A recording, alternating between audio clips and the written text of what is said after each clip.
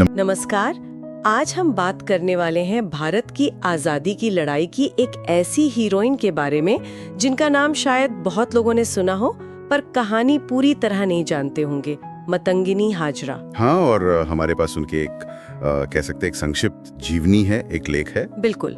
और इसी के आधार पर हम उनकी जिंदगी और उनकी जो अविश्वसनीय कुर्बानी थी उसे समझने की कोशिश करेंगे। ये वो दौर था, मतलब जब पूरे देश में आजादी का एक जुनून सा था। हर कोना सुलग रहा था अंग्रेजी हुकूमत के खिलाफ। सही कहा। लेकिन जैसा सोर्स बताता है, मतंगिनी जी की कहानी इसलिए भी बहुत खास है क्योंकि वो 73 साल की थी जब उन्होंने हाथ में तिरंगा लेकर 73 साल और अंग्रेजों की गोलियों का सामना किया। ये मतलब उम्र की, हालात की हर सीमा से परे की बात है। चलिए थोड़ा शुरू से देखते हैं। सोर्स के मुताबिक उनका जन्म हुआ 19 अक्टूबर 1870 को। पश्चिम बंगाल का एक छोटा सा गांव था। और परिवार भी बहुत साधारण। और फिर जैसा उस जमाने में होता था, बहुत कम उम्र में शादी हो गई उनकी और फिर वो जल्दी ही विधवा भी हो गई।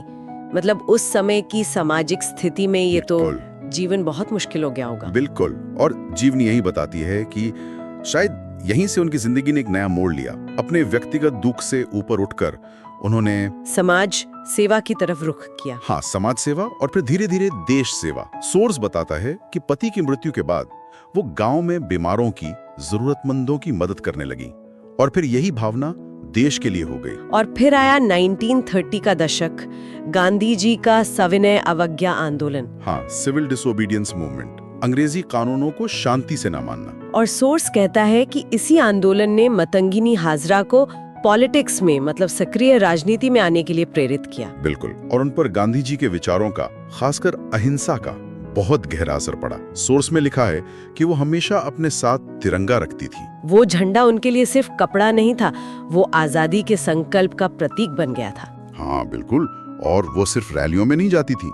जीवनी कहती है कि उन्होंने गांव-गांव जाकर, खासकर महिलाओं को इस आंदोलन से जोड़ने का बहुत बड़ा काम किया। सोचिए, उस समय में एक विधवा महिला गांव-गांव जाकर लोगों को इकट्ठा कर रही हैं। ये कितना चुनौतीपूर्ण रहा होगा। जबरदस्त हिम्मत चाहिए थी इसके लिए, और इसकी कीमत भी उन्होंने चुकाई। कई बार अरेस्ट हुई। हाँ, अंग्रेज सरकार ने उन्हें जेल में डाला, लेकिन सोर्स बताता है कि हर बार जेल से छूटने के बाद उनका हौसला कम नहीं हुआ, बल्कि और बढ़ गया।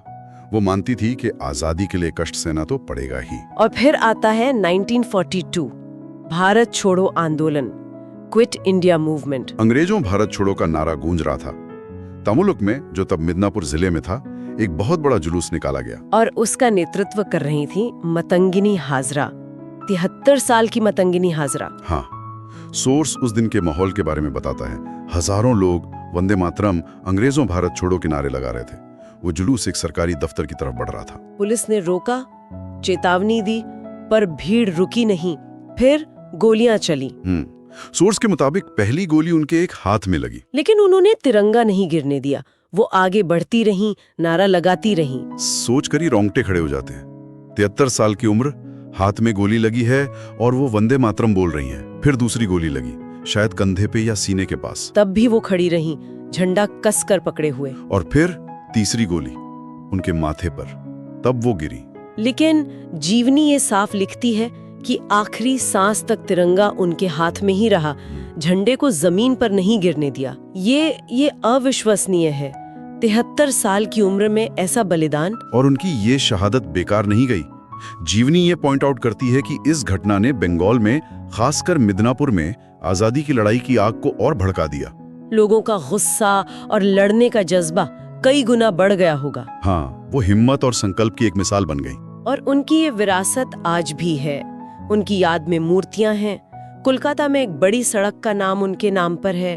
कई स्कूल कॉलेज उनके नाम पर है। बिल्कुल, ये सिर्फ नाम नहीं है, ये याद दिलाते हैं उस हिम्मत की, उस देशभक्ति की। उनकी कहानी यही सिखाती है कि देश के लिए कुछ करने का जज्बा हो तो उम्र या हालात कोई मायने नहीं रखते। सही कहा।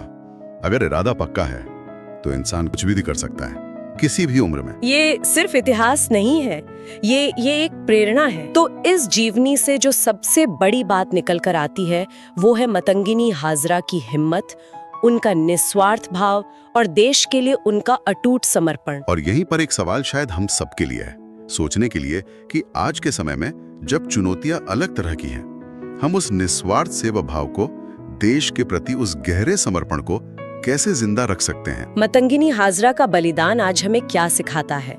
Vande Mataram. Okay, let's go.